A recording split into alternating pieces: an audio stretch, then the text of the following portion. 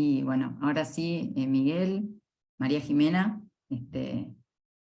pueden comenzar con su presentación.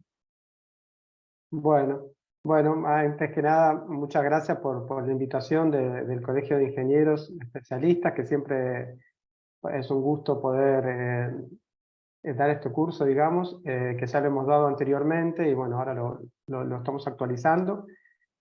Siempre es una temática, sabemos que es una temática de actualidad, que nos parece que está bueno difundirlo y que cada vez más se mete dentro de las empresas, tanto el sector privado como gubernamental, no gubernamental.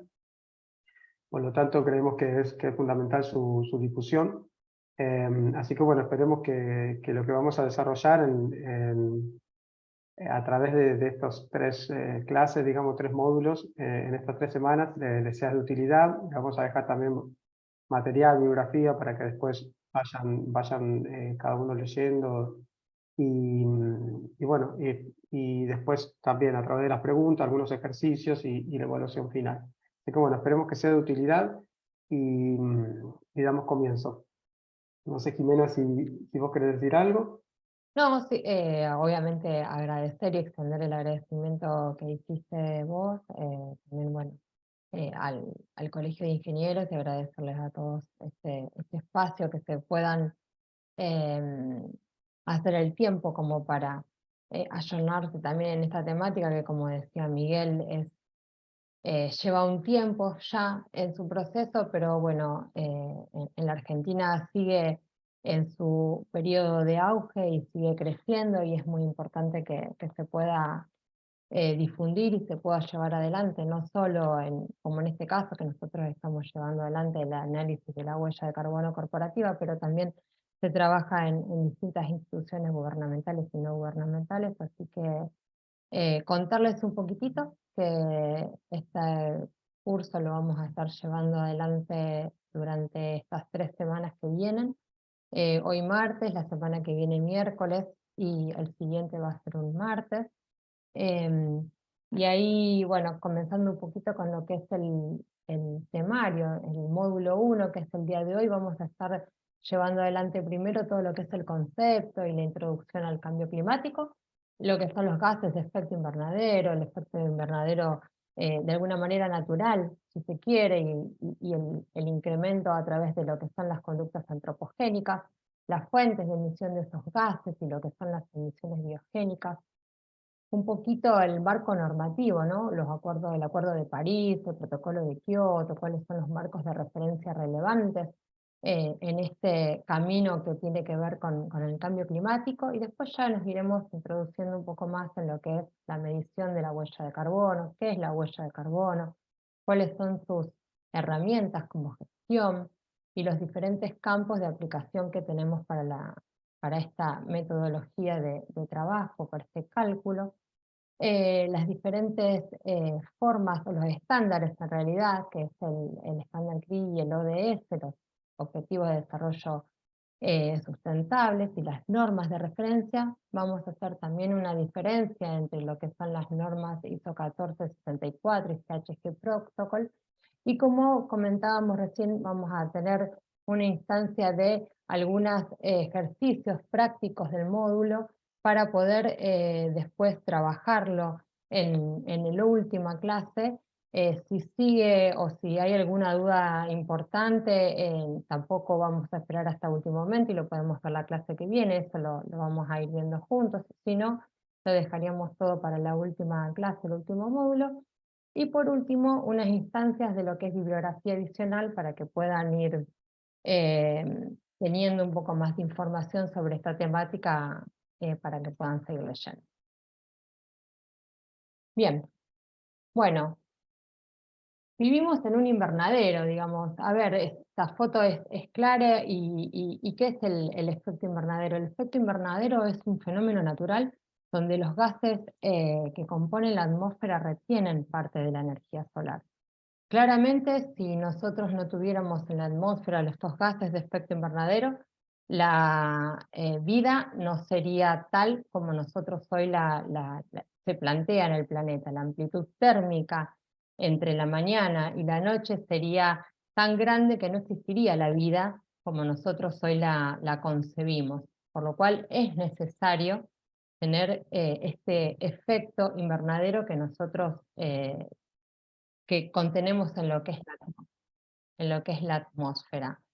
Entonces, ahora bien, el efecto invernadero es un proceso natural, ¿sí? Los gases, la radiación solar, obviamente del sol, de alguna manera ingresa a la Tierra, traspasa lo que es la atmósfera, es absorbida no solo por la Tierra, es absorbida también por las masas oceánicas, por la vegetación, por las nubes, y también a su vez es reflejada. En el momento en que es reflejada, estos gases de efecto invernadero, vamos a hablar de lo que es el proceso natural primero, absorben esta radiación, ¿sí? Y lo que genera esta regulación, esta nivelación de lo que era la temperatura cuando hablábamos de la amplitud térmica. Ahora, ¿qué sucede? A partir de la revolución industrial, esta emisión de gases de efecto invernadero es cada vez mayor. Entonces, al haber más cantidad de gases de efecto invernadero, es mayor la capacidad que tienen para poder absorber esta temperatura, con lo cual automáticamente lo que se va generando es un aumento de la temperatura. Y ahí es donde comienzan las dificultades que nosotros hoy estamos viviendo. El clima. A ver, las variables climáticas, ¿cuáles son? Las variables climáticas son la presión atmosférica, la temperatura, las precipitaciones, el viento, la evaporación.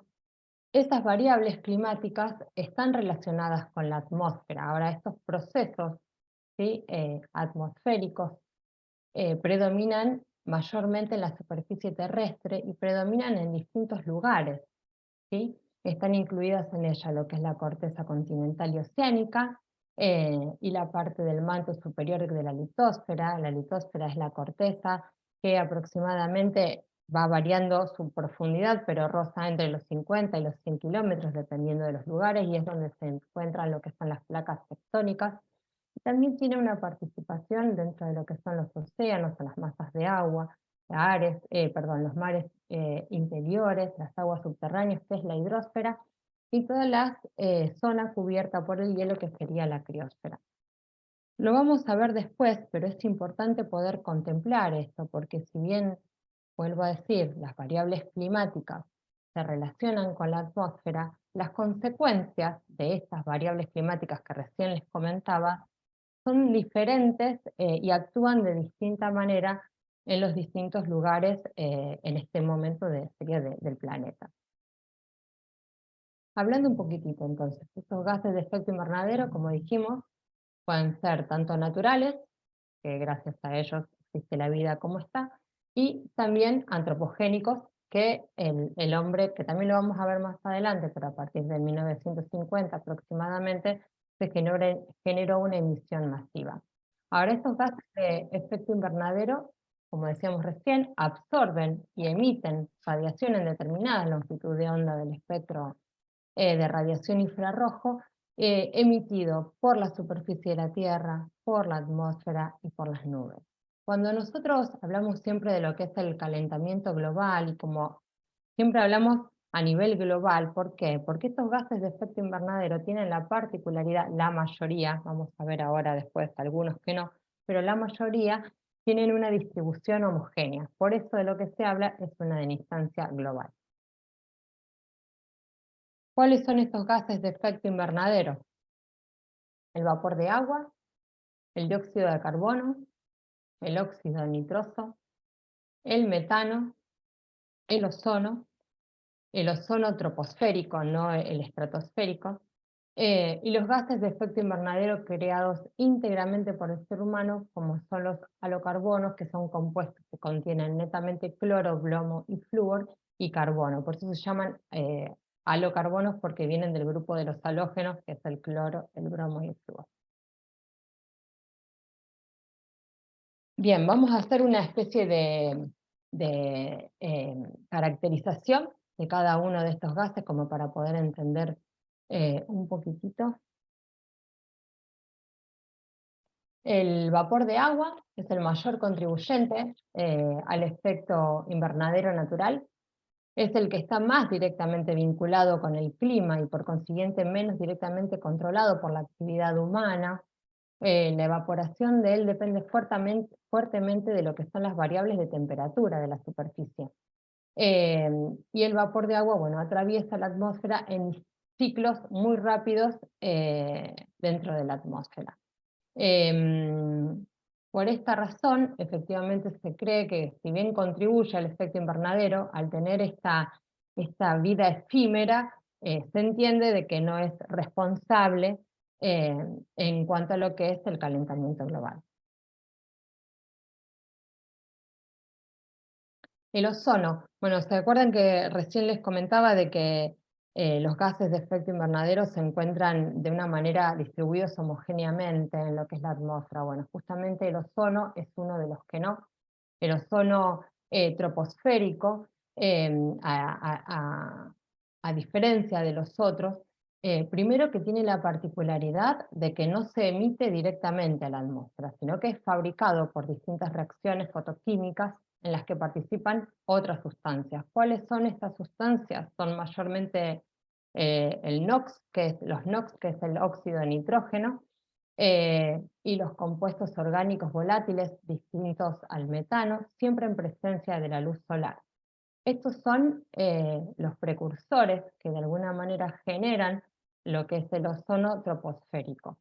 Y como les decía recién, el ozono, y ahora lo vamos a ver también, los aerosoles no presentan una distribución homogénea en lo que es la atmósfera.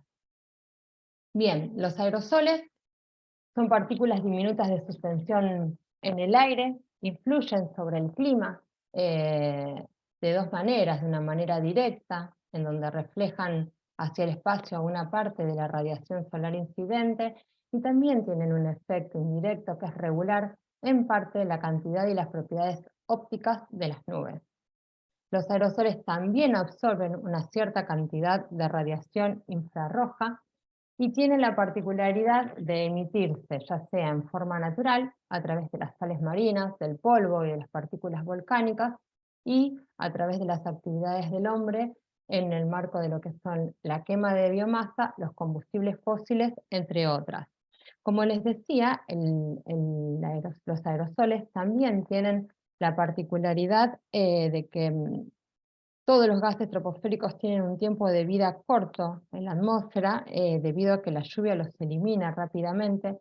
Es por esto que también tienen una distribución heterogénea dentro de lo que es la atmósfera. El dióxido de carbono. El dióxido de carbono se encuentra en concentraciones relativamente bajas en la atmósfera, estamos hablando de un 0,03%, aunque a pesar de esos bajos niveles de concentración, se trata del mayor impulsor del calentamiento global. Las fuentes naturales es la descomposición de lo que es la flora, y la descomposición de la materia animal, los incendios forestales y naturales, los incendios forestales naturales y los volcanes. Mayormente en lo que es las fuentes antropogénicas, la quema de combustibles fósiles a través del carbón, el petróleo y el gas, y de la deforestación. Cuando hablamos de la quema de combustibles, recordemos que el carbón tuvo una participación muy importante en lo que fue el principio, en la revolución industrial a través de todas las máquinas a vapor, y después empezó a tener una participación mucho mayor todo lo que es el petróleo y el gas.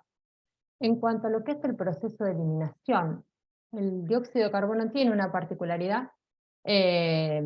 Muchos de los gases, o todos los gases de efecto invernadero, se eliminan en buena parte a través de reacciones químicas o fotoquímicas dentro de la atmósfera. Ahora, el dióxido de carbono actúa de manera diferente, en la cual efectúa ciclos continuos entre varios reservorios o depósitos, ¿sí? Que son depósitos de almacenamiento temporales, que después también lo vamos a ver Estos depósitos pueden ser la misma atmósfera, las plantas terrestres, el suelo, aguas y sedimentos de los océanos. El metano.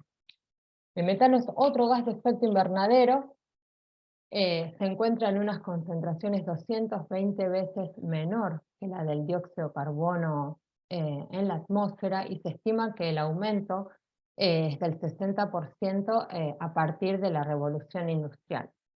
Es un componente principal del gas natural y está asociado a todos los hidrocarburos utilizados como combustibles.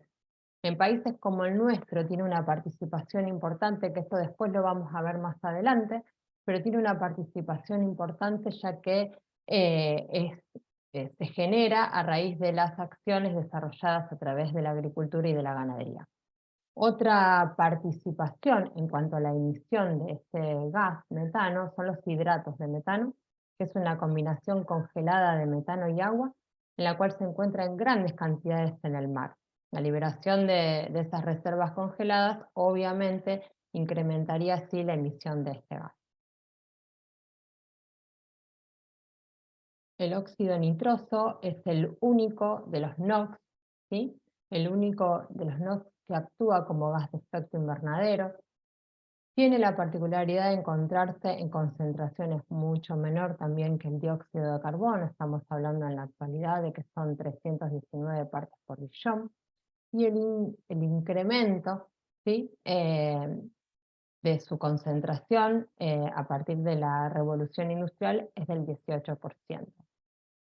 El óxido nitroso es emitido a través de bacterias del suelo, de la agricultura y el uso de fertilizantes, básicamente los que son a base nitrogenada, del tratamiento de los residuos animales y aguas residuales, y aumenta también en la producción de los óxidos nitrosos. En lo que es con respecto a la industria, lo podemos encontrar en la producción del nylon, en la quema de combustibles en motor de combustión interna, que también liberan este gas de efecto invernadero.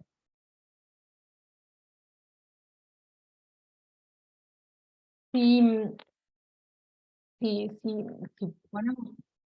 pensamos un poquitito, los primeros gases, que son los que vimos hasta el momento, va a haber una diferencia importante, y a partir de los que viene también, ya que las características son diferentes. Los primeros gases que estuvimos viendo hasta recién, de alguna manera son emitidos, si se quiere, en procesos más básicos, más simples, más sencillos. Y ahora lo que vamos a ver de ahora en adelante son otros elementos, otros gases, otros compuestos, que ya tienen una tecnología y un proceso diferente, que después también vamos a ver tienen un impacto también diferente. El hexafluoruro de azufre es uno de ellos, que se produce por una reacción directa a unos 300 grados centígrados de azufre fundido y flúor gaseoso. Es estable en condiciones normales y al exponerlo a elevadas temperaturas se descompone, dando lugar a productos tóxicos, los cuales pueden ser corrosivos en presencia de la humedad. Fíjense cuáles son las fuentes principales, ¿sí? Se produce en un equipo de distribución de energía eléctrica, ya que actúa como gas aislante, y en cuanto a lo que es la industria, se produce en proceso de desgasificación del aluminio, procesos siderúrgicos de fusión de magnesio y sus aleaciones, que son procesos también en el plasma, ¿sí? Para lo que es la industria electrónica.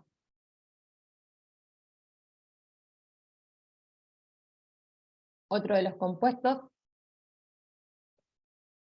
es el trifluoruro de nitrógeno, que si bien tiene una participación reducida en lo que es las concentraciones en la atmósfera, esta concentración está creciendo anualmente en el orden del 11%. ¿Y de dónde se usa? Se va usando en lo que es como grabador en la microelectrónica, además de ser utilizado a menudo como reemplazo del perfluorocarburo en la fabricación de pantallas planas para el cristal líquido. Lo que les decía antes, fíjense cómo empiezan a aparecer gases que de alguna manera tienen un proceso tecnológico cada vez un poco más avanzado. Seguimos adelante con los hidrofluorocarburos, que son los HFC más conocidos. Se consideran la tercera generación de gases refrigerantes, ya que fueron creados para sustituir a los CFC, que son los clorofluorocarburos, y los HCFC, que son los hidroclorofluorocarburos. En un principio fueron considerados ecológicos por no dañar la capa de ozono, pero la presencia del flúor en su composición provoca que, al ser emitidos, se comporten como gas de efecto invernadero y contribuyan así al calentamiento global. Los hidrofluorocarburos se utilizan ampliamente en la refrigeración y en la fabricación de semiconductores, como agentes propulsores en los aerosoles y como material aislante en espumas para hogares y edificios. Nuevamente acá estamos viendo que si bien la participación es reducida, el incremento anual es de un 10% y va siendo de manera creciente. Y este crecimiento también está vinculado a la demanda en el campo de la refrigeración. Los perfluorocarburos, que son los PFC, son compuestos sintéticos realizados por el hombre que contienen solamente átomos de flúor y de carbono. Los dos compuestos más conocidos son el freón 14 y el freón 116, estamos hablando del tetrafluoruro de metano y el hexafluoruro de etano. Estos se originan durante la producción primaria del aluminio y en la incineración de plásticos y cerámicos, en los equipos de refrigeración y en el sector electrónico, en los sistemas de extinción de incendios y del enriquecimiento del uranio. Bien, ahora tenemos una cantidad de gases de efecto invernadero.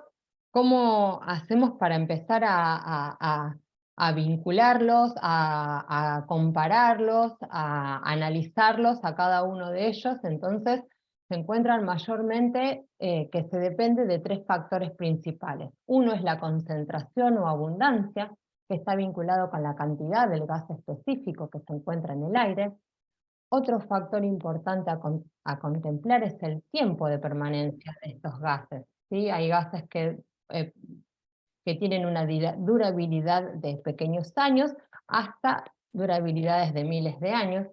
Y la otra cuestión netamente importante es la fuerza con que afectan a la atmósfera. Para cada gas de efecto invernadero se calcula lo que es el potencial de calentamiento global para reflejar cuánto tiempo permanece en la atmósfera, estamos hablando de promedios, y con qué fuerza absorbe energía. Los gases con un potencial de calentamiento global alto absorben más energía por kilogramo y por lo tanto contribuyen más al calentamiento global.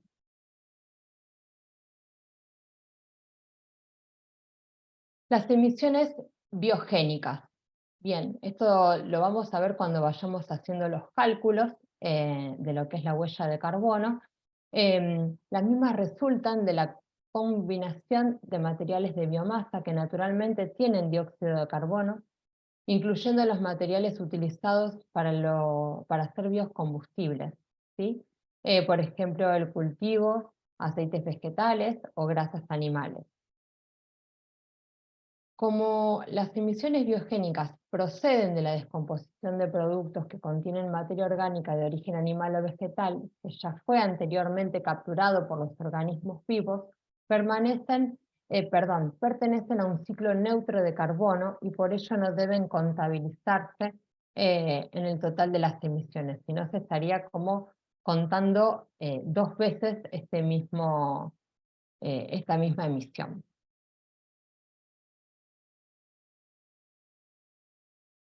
Bueno, antes hablábamos de cuáles eran los factores que caracterizaban a los distintos gases y cómo hacemos para poder generar algún cálculo, cómo podemos hacer para poder tener algún indicio de la situación en la que nos encontramos. Para esto se genera lo que es el equivalente, el dióxido de carbono equivalente. Se busca un número de equivalencia para poder de alguna manera contabilizar a todos los gases de efecto invernadero. Entonces, bueno, a la hora de calcular la huella, utilizamos el dióxido de carbono equivalente, que ahí pueden ver la sigla, como es lo mismo que el dióxido de carbono, EQ, una unidad de medida que calcula la emisión de todos los gases que mencionábamos anteriormente. La masa de los gases emitidos se mide por su equivalencia en dióxido de carbono para generar un efecto invernadero. Entonces, por ejemplo, ¿cómo se concluye esto? Que una tonelada de metano equivale a 28 toneladas de dióxido de carbono.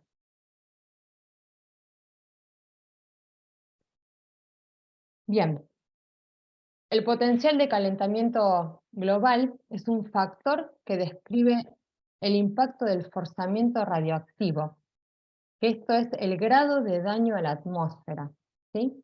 De una unidad de un gas de efecto invernadero determinado en relación siempre con lo que es la unidad del dióxido de carbono. Esto, a partir del protocolo de Kioto, se basó como que el potencial de calentamiento global se encuentra asociado a lo que son los impulsos de emisión para un periodo de 100 años.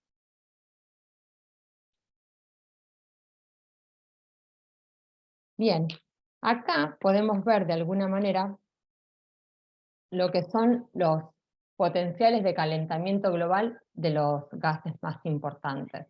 Bueno, ustedes pueden ver en el comienzo, arriba de todo, tenemos el dióxido de carbono, que obviamente dice 1 porque es nuestro equivalente, cómo con el transcurso de los años fueron variando esos potenciales de calentamiento. Ahí va la flechita. En la actualidad estamos, por ejemplo, el metano, como veíamos recién, la equivalencia. Recuerden esto, recuerden que una tonelada de metro cúbico, perdón, una tonelada de metano es equivalente a 28 toneladas de dióxido de carbono. Lo mismo sucede con los óxidos nitrosos, que son 265, o sea, equivale a 265 toneladas de dióxido de carbono. Tenemos también los potenciales de calentamiento global de los HCFC, y si quieren, yo no sé si ustedes lo pueden ver bien abajo, pero tenemos el fluoruro el hexafluoruro de azufre, por ejemplo, con un potencial de 23.500, el trifluoruro de nitrógeno con un potencial de 16.100. Y fíjense cómo cambia el impacto que genera, ¿sí? El calentamiento, el potencial de calentamiento global, de lo que estamos hablando, de los primeros gases que estábamos viendo al principio con respecto a los finales, como por ejemplo esto que les estoy nombrando del hexafluoruro de azufre o del trifluoruro de nitrógeno, las diferencias que hay con los primeros. Acá tenemos una instancia en donde tenemos el cálculo de potencial de calentamiento global para gases de efecto invernadero sintéticos, ¿sí? Son compuestos sintéticos creados por el hombre. Si bien el proveedor siempre, ustedes van a ver en la tercera columna, es el potencial de calentamiento.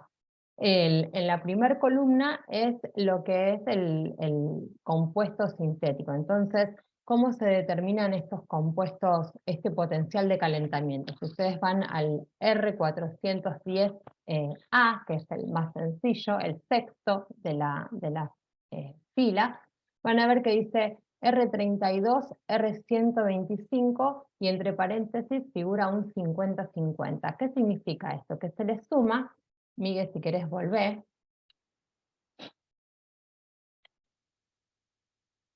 Entonces, ahí tenemos el HFC32, ¿sí? Que tiene un potencial de 677, el HFC, que tiene un potencial de 125, perdón, que tiene un potencial de 3170.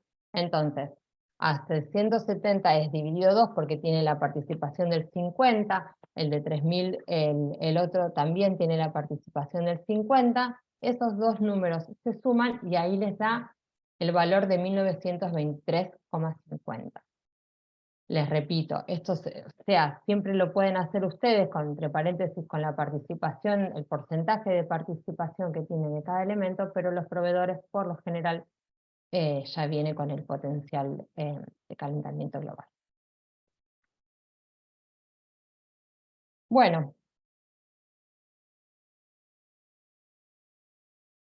¿Qué nos dice esta gráfica? Un poco de lo que veníamos charlando hasta recién. Cómo el dióxido de carbono hasta lo que es el año 1950 aproximadamente, fíjense, que nunca aumentó en más de 300 partes por millón, ¿sí? En cuanto a lo que es la concentración.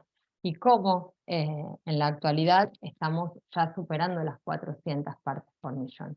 Esto está, bueno, obviamente está vinculado mayormente a lo que es el consumo y la quema de los combustibles fósiles.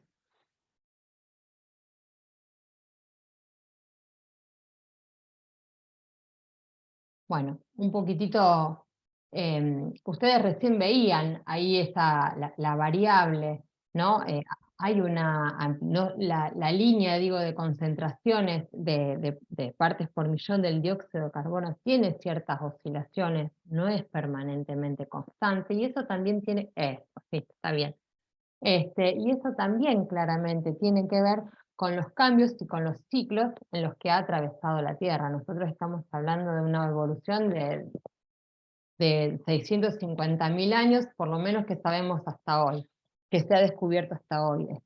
Esas cosas también van cambiando continuamente, ¿no? Pero en esos ciclos, que a través de los 7 ciclos de avance y de retroceso que han sufrido en este caso los glaciares, han tenido siempre modificaciones en esas variables, en esas concentraciones de dióxido de carbono. Ahora bien, la instancia en la que nosotros nos encontramos hace 100 años, 200 años, 300 años atrás, las cosas cambiaron frente a lo que son las concentraciones. Este agregado antropogénico, de alguna manera, demuestra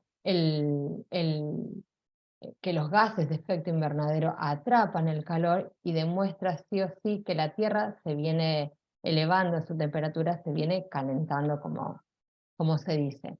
Es evidente, la evidencia científica sobre el cambio climático es inequívoca, y esto es una instancia donde se establece a través del Grupo Intergubernamental de Expertos sobre el Cambio Climático, que es un grupo que fue creado, que lo vamos a ver después, pero dentro de lo que son las convenciones marcos de cambio climático es donde se crea este grupo de expertos vinculados al cambio climático.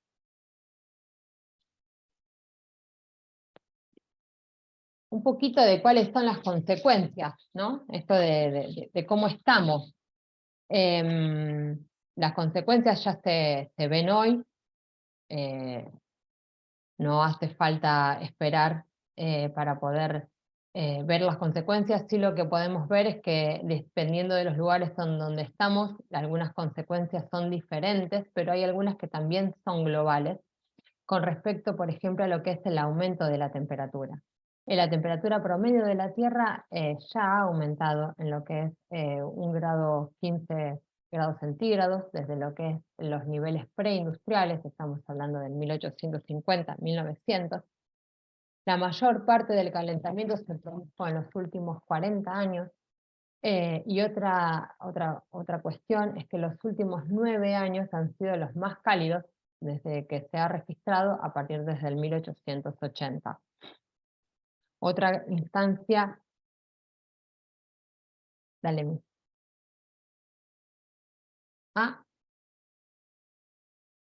Bueno, vamos con eso. Entonces acá vamos a ver un video. Cualquier cosa que no se vea.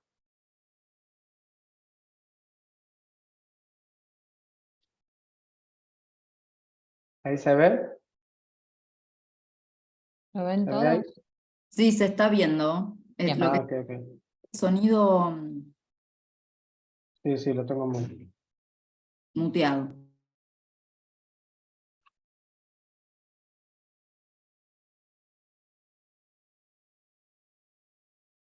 El 2022 fue un año extraordinario. Viajamos a la Luna de nuevo por primera vez en medio siglo. Hicimos historia con el telescopio espacial James Webb, observando más lejos en el universo que nunca antes.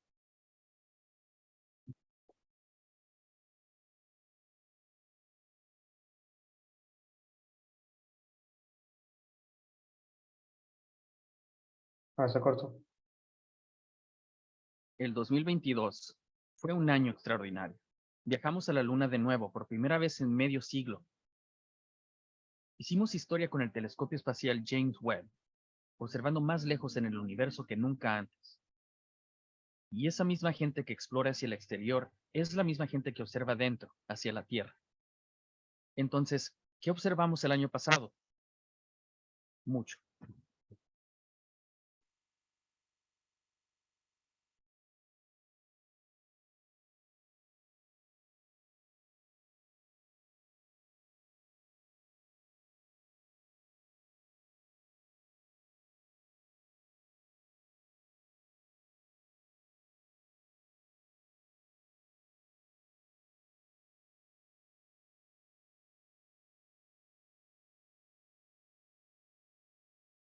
Científicos en diversas partes del mundo determinaron que las emisiones de gases de efecto invernadero que impulsan el cambio climático establecieron nuevos récords una vez más. En julio, enviamos un nuevo instrumento llamado EMIT a la Estación Espacial Internacional. EMIT puede identificar a superemisores de metano, un poderoso gas de efecto invernadero proveniente de tuberías de gas y petróleo, vertederos y otras fuentes. Y ya ha registrado superpenachos de gas en todo el mundo, incluso en Turkmenistán, Irán y Nuevo México.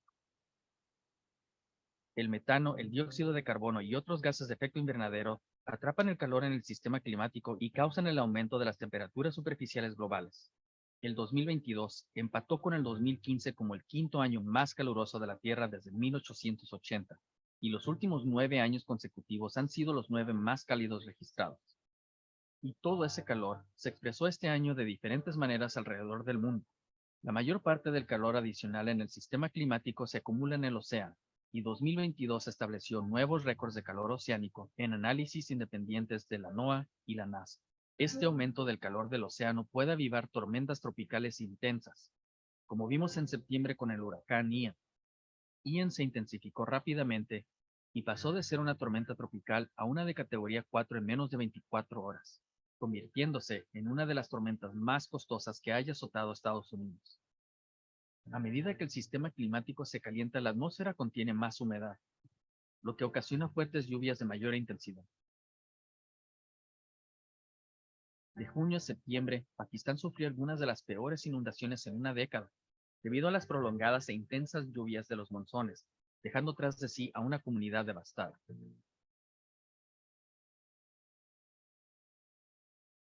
El calentamiento no solo genera mayor cantidad de agua en la atmósfera y aguaceros más intensos, sino que también agrava la pérdida de humedad del suelo y las sequías, que es lo que vimos en el oeste de Estados Unidos, cuando esta región experimentó sequías continuas en 2022, lo que llevó a que reservorios de aguas vitales como el lago Mead y el lago Powell cayeran a solo el 27% de su capacidad. Que las condiciones sean más secas y cálidas implica que hay más combustible y más oportunidades para los incendios. En enero, durante una ola de calor y una larga sequía, la provincia de Corrientes en Argentina vio más de 1000 incendios, que devastaron importantes humedales en el Parque Nacional Iberá y en vitales tierras de cultivo circundantes.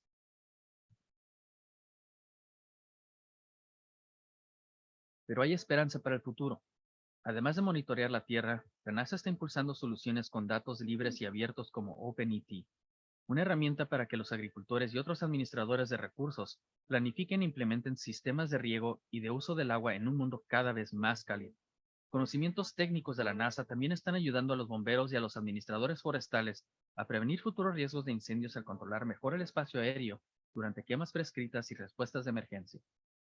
Como hemos visto, un clima cada vez más cálido nos afecta a todos, y va a hacer falta que todos luchemos contra él. Y al mirar hacia atrás al 2022 y antes, vemos que cada año entendemos mejor los desafíos que enfrentamos, y lo importante que es superarlos.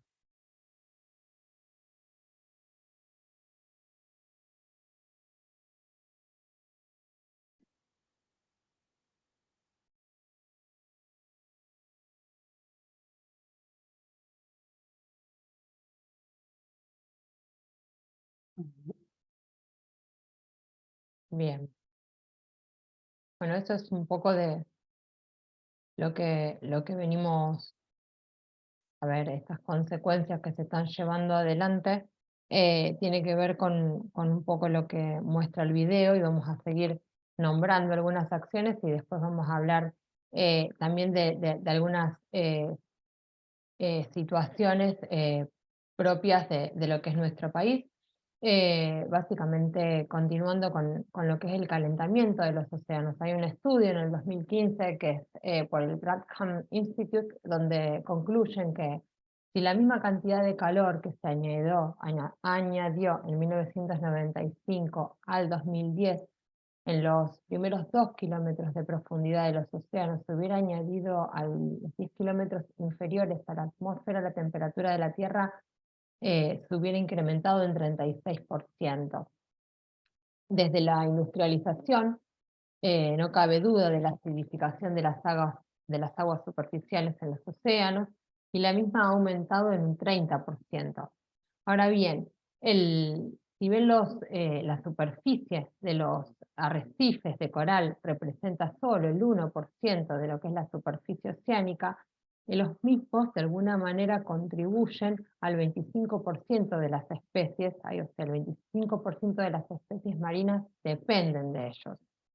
Sin una drástica reducción de las emisiones de gases de efecto invernadero, de las emisiones de dióxido de carbono para lo que es el 2050, la mayoría de los arrecifes de coral del mundo estarían estando expuestos a niveles de acidificación tales que los mismos perderían la capacidad de formar el calcio como para seguir creciendo y dando vida a distintas especies marinas. Otra de las consecuencias que ya sufrimos y padecemos hace tiempo tiene que ver con las capas de hielo que se encogen, con la reducción en las capas de hielo. En lo que es el hielo en Groenlandia y en la Antártida se determinaron muestras donde establecen un promedio de pérdidas de 280.000 millones de toneladas de hielo por año, en lo que es un periodo entre 1993 y 2019 para lo que es en Groenlandia, y en cuanto a lo que es a la Antártida estamos hablando de pérdidas anuales de casi 150.000 millones de toneladas de hielo, también hablando en el mismo periodo de tiempo. Abajo pueden ver lo que es el retroceso de los glaciares, ¿sí? Hay una imagen, la imagen podría decir que es una diferencia de 80 años, de 2004 a 1928, en donde los glaciares están retrotrayendo casi en todas las partes del mundo. Estos glaciares están incluidos en la mayoría, que son los de los Alpes, Himalaya, los Andes, las Rocallosas. Los Andes obviamente, bueno, es la que a nosotros de alguna manera tiene participación. Las Rocallosas, los glaciares vinculados al Alaska y al África. ¿Qué pasa con las cubiertas de nieve reducidas, ¿no? Hay observaciones donde establecen que en las últimas 5 décadas, en lo que es en el hemisferio norte, revelan que la primavera en la cubierta va disminuyendo, la capa va disminuyendo, y a su vez estas capas se derriten antes. Con respecto a la reducción del hielo en el marino ártico, tanto la extensión como el espesor del hielo marino del Ártico se viene reduciendo rápidamente durante las últimas décadas. O sea, no solo que las capas no llegan a tener el grosor o el tamaño que tenían antes, y obviamente además de estar cada vez más reducidas, obviamente se descongelan antes. ¿Y esto qué trae como consecuencia? Indefectiblemente un aumento en el nivel del mar. El mismo ha aumentado alrededor del 51,5 centímetros en el último siglo, y sin embargo la tasa en las últimas 2 décadas es casi el doble del último siglo, y bueno, cada año obviamente esta situación se viene acelerando más, también como consecuencia, o sea, todo. ¿Qué pasa con el cambio climático? Todo es un efecto dominó. Entonces, se genera mayor deshielo, se genera un aumento del nivel del mar, o sea, es todo un efecto dominó. ¿Se acuerdan cuando al principio hablábamos del clima? que decíamos que las variables climáticas como la lluvia, las temperaturas, la evaporación, los vientos, si bien eran fenómenos que se encuentran en la naturaleza, por lo general tienen una incidencia in situ o regional, si se quiere, de diferentes maneras dependiendo del lugar en donde se encuentren. Ahora, todos estos eventos son cada vez más extremos. Los cambios en la frecuencia y la severidad de eventos extremos, tales como las olas de calor, las sequías, las lluvias torrenciales e inundaciones, y los vientos fuertes y fenómenos costeros. Estos fenómenos sí o sí están vinculados a pérdidas de vidas y pérdidas económicas, y claramente el deterioro del ambiente, en donde la participación de la adaptación al cambio climático es fundamental para disminuir lo que es la vulnerabilidad frente a todos estos eventos externos. Bueno, hablando un poquitito de lo que son nuestros impactos a nivel local, acá podemos ver en el primer mapa, en el que está enumerado, si nosotros vemos en la parte norte de nuestro país, en el NOA, en lo que es en el norte de Formosa, perdón, en el norte no, en Formosa, en el Chaco, ahí podemos identificar lo que es el estrés hídrico por el aumento de la temperatura. Otro tipo de impacto y de vulnerabilidad afrontada son las altas frecuencias de precipitaciones extremas e inundaciones, que están vinculadas mayormente al norte de nuestra provincia, al norte de lo que es la provincia de Córdoba y a Santiago del Estero. Potencial crisis de agua, eso lo podemos encontrar en las provincias que en realidad ya hace varios años que la provincia de Mendoza, la provincia de San Juan y también vinculada a La Rioja, al norte de Neuquén, vienen llevando adelante procesos de crisis hídrica. El retroceso de los caudales medios en los ríos de la cuenca del Plata, ahí estamos hablando del punto número 4, que está vinculado a todo lo que es la Mesopotamia, Santa Fe en su gran parte, también en lo que es Formosa, lo que es Chaco. Vayan fijándose cómo las diferentes acciones, los diferentes impactos tienen diferentes consecuencias en los territorios. Obviamente, en lo que es al número 5, que tiene que ver con el aumento en el nivel del mar, está vinculado a todo lo que es la zona costera, obviamente desde lo que es la provincia de Buenos Aires a lo que es la provincia de Tierra del Fuego, y por último el retroceso de los glaciares, que está vinculado mayormente a nuestra cordillera de los Andes media y patagónica. Si pueden ver a continuación lo que son las amenazas, ¿sí? Al principio, en lo que es, si se quiere, el mapa desde lo que es la provincia de Entre Ríos, Mendoza, Corrientes, parte de San Luis, San Juan, hacia el norte, las zonas con cobertura forestal o expuestas al deterioro forestal. Zonas de ecosistemas frágiles, estamos hablando un poquitito menos que esa zona, estamos hablando de Corrientes, estamos hablando del Chaco, de Formosa, de Santa Fe. Cuando hablamos de zonas de ecosistemas montañosos frágiles, estamos hablando de los mismos sectores que están vinculados con el retroceso de los glaciares, ¿sí? Estamos hablando de las zonas media y el sur de lo que es la cordillera de los Andes. En cuanto a lo que son las zonas áridas y semiáridas, también está vinculado con la zona de la Patagonia, si se quiere, pero más lo que es la parte de la estepa, ya un poco más lo que es la llanura, en lo que es el sector patagónico. Otra de las amenazas son las zonas expuestas a la sequía y a la desertificación, y ahí estamos hablando casi, se diría, de todo lo que es a lo largo de la República Argentina, en lo que es la zona más, se quiere, ni lindera a la cordillera de los Andes, ni lo que es en las inmediaciones del mar Atlántico, y también estamos hablando de lo que son las zonas costeras en cuanto a las zonas bajas.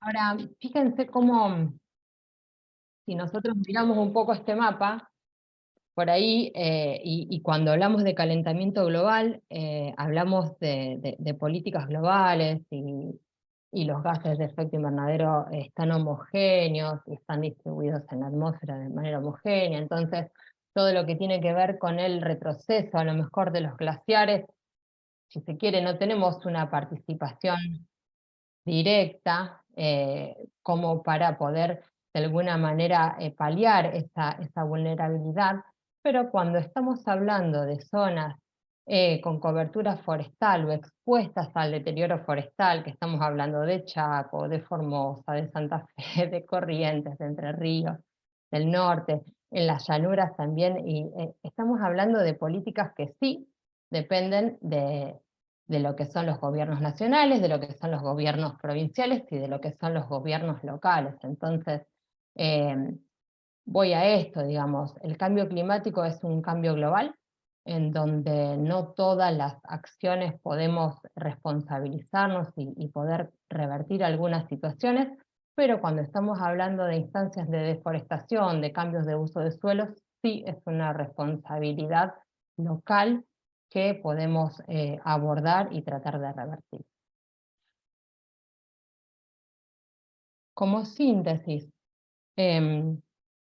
hablamos de la revolución industrial porque es el punto de partida, si se quiere, en donde el hombre tiene una participación en la emisión de gases de manera exponencial, generando directamente un aumento en los gases de efecto invernadero a través de su forma de vida, de su calidad de vida y de su forma de vida, donde esto trae aparejado directamente un efecto invernadero. Recuerden, mayor cantidad de gases de efecto invernadero, mayor emisión de gases, mayor emisión de efectos de gases de efecto invernadero, y esto sí o sí trae directamente un calentamiento global que vincula al cambio climático, y en donde, como recién podíamos ver y como pudimos ver también en el video, los impactos del cambio climático en los lugares son indiscutibles.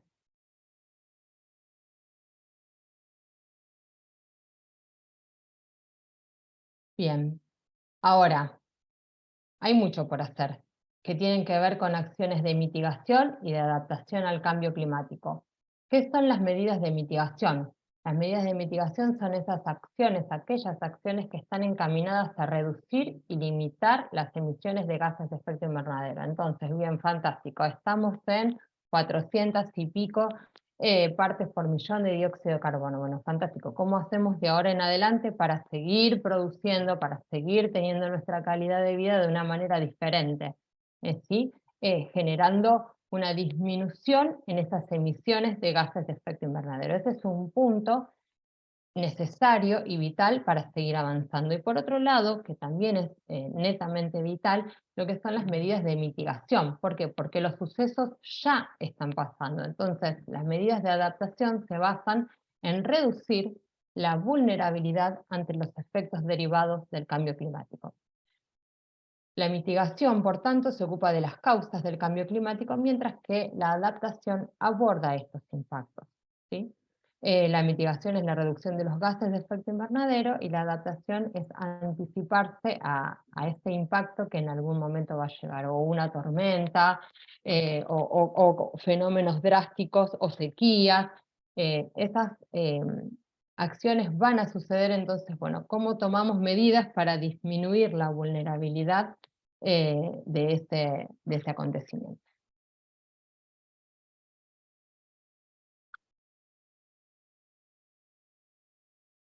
Acuerdos y marcos de referencia, ¿sí? El más importante, anterior a este estuvo el informe de Brundtland, que fue en el 1970, pero este fue un hito, que es la Convención Marco de las Naciones Unidas sobre Cambio Climático, que fue llevada adelante en Río de Janeiro.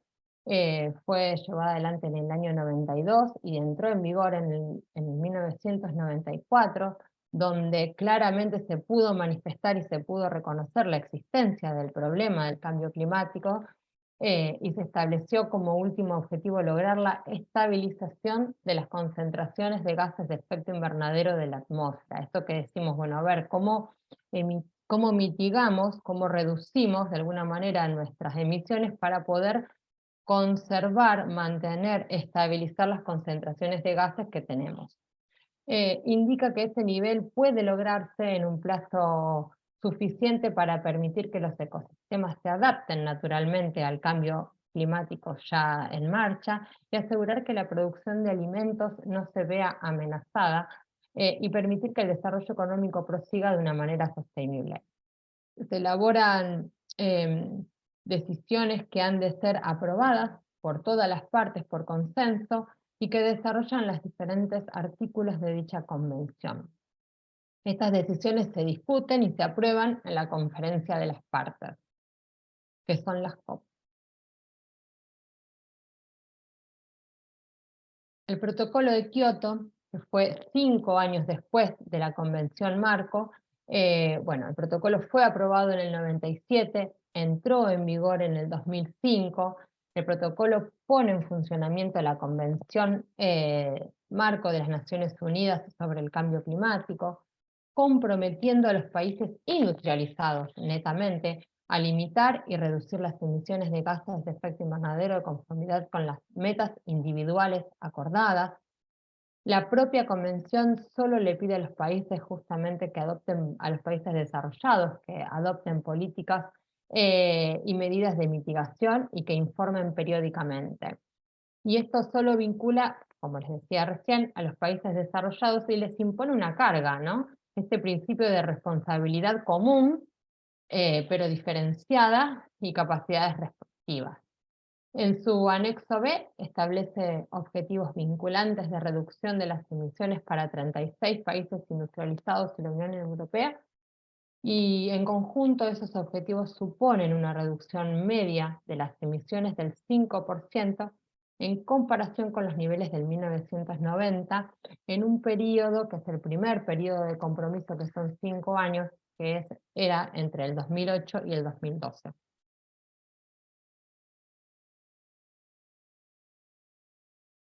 Cuando hablábamos de los gases de efecto invernadero en el protocolo de Kioto, ¿de cuáles gases estábamos hablando? Los gases vinculados e involucrados son el dióxido de carbono, el metano, el óxido de nitrógeno, el hidrofluoruro carbono, que son los HFC que los estuvimos viendo, el perfluoruro carbono, que son los PFC, que también los vimos, el hexafluoruro de azufre y el trifluoruro de nitrógeno.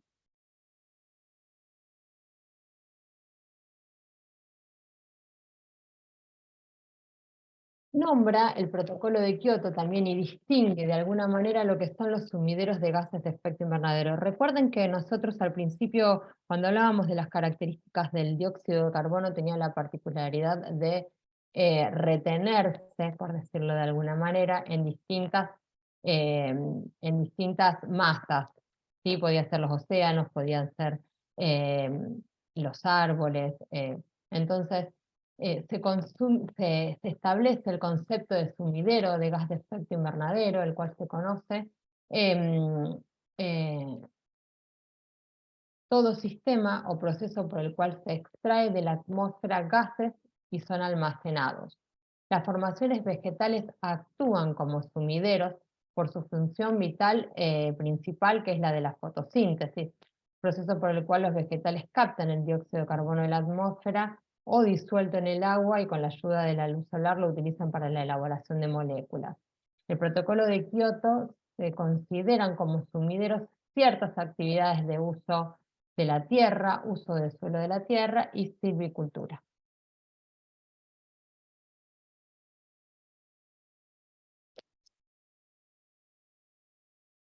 Bueno, la vamos a dejar descansar un poco a Jimena, pobre.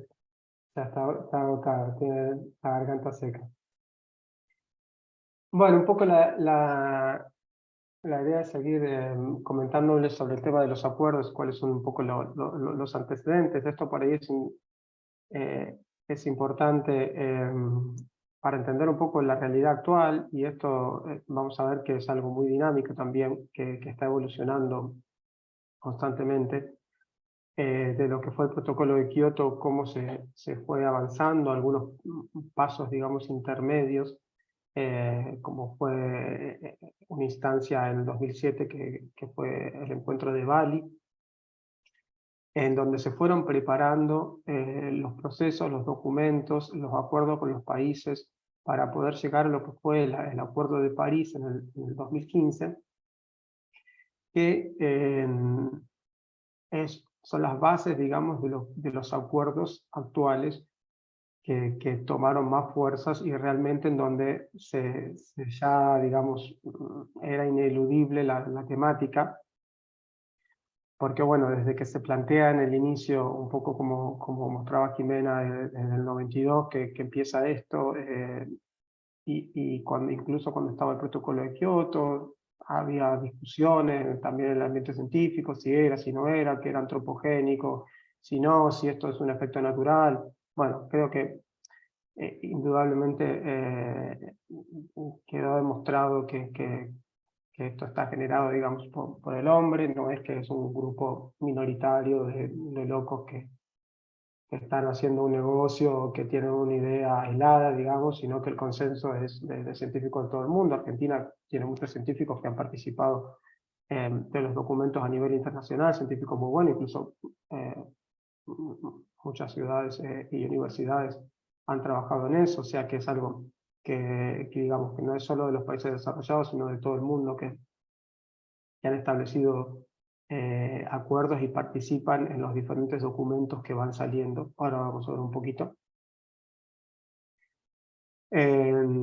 Y digamos, hablamos un poco del Acuerdo de París y ahora lo vamos a desarrollar un poquito, pero bueno, hubo todo un camino previo, que esto, como vimos, también los procesos son bastante lentos. Ahí veíamos que de lo que fue de Río 92, se ponen en vigencia recién los acuerdos en el 97, de lo que es el protocolo de Kioto, que fue a finales de los 90, me acuerdo recién cuando fue la COP en 2004 de Argentina, que Rusia participa y se llega al quórum, bueno, después de bastantes años, y en el 2005 se pone recién en vigencia porque había que tener un mínimo, o sea, todos estos procesos son bastante lentos, y a partir de lo de París es que también vamos a ver que se plantea más fuerte, digamos, los compromisos, pero que también se ve la necesidad de avanzar mucho más rápido. Esto está cambiando año a año, mes a mes, la información y los acuerdos y la participación de los países es constante. Y básicamente, ahora vamos a ver un poquito que plantea el Acuerdo de París, pero bueno, es el acuerdo de la mayor cantidad de países y gobiernos, digamos, que adhieren a este